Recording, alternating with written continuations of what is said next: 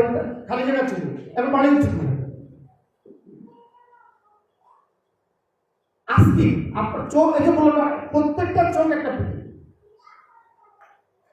আপনাদের প্রত্যেকটা চোখ আপনার দৃষ্টিতে আপনার পৃথিবী, আমার পৃথিবী।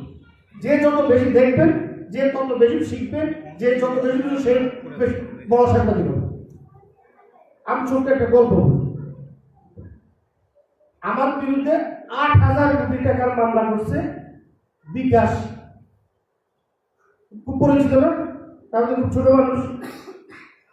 ওনারা এনএসআই ডিজিএফআই সরকার ঘোরাঘুরি করতেছে। আমি তো খুব ছোট মানুষ, আমার গাড়িও নেই বাড়িও নেই, বুঝতে তো বলে কি। এখন ওনাদের তো 34,000 কোটি টাকার সাথে সাথে নেয়। আপনি হলে কি করতেন?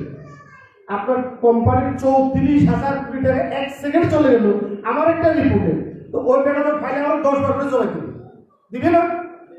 কিন্তু সাহস কোথায়?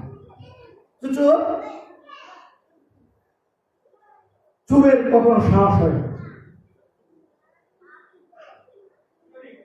চোরের কখনো সাহস হয় না।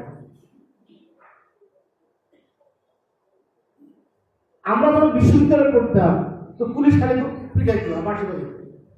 তা আমাদের এক বন্ধু ছিল, বড় চিন্তা দিয়েছে, তুই না আমার বলে কি বিয়া দৌড়াইস না, ওকে তো দৌড়াই তুই অপরাধী মনে করবি, পুলিশ টাকা দিতে দেবে। ওকে আমার পর্যন্ত আমি আর কোনদিন পুলিশের দৌড়াতে দাঁড়াতে, আমি চোর না তো, আমি তো বোমা মারতেছি না। এখন দৌড়াবে কে? যার হাতে বোমা আছে সে বোমা মারছেন। সুতরাং চোর কখনো সাহসী হয় না।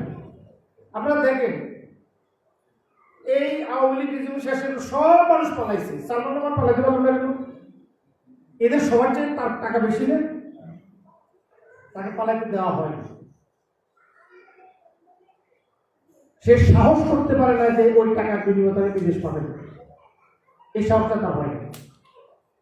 চরম অপমানিত নির্যাতিত হইয়া একটা মানুষের দাঁড়িয়ে আছে, সে দাঁড়িগুলা যদি আরেকজনের কাইটা ফেলে দেয়, এর চেয়ে বড় অপমান। জীবিত টাকার কোনো মূল্য আছে? হিউম্যান বিং কি করবেন আপনারা?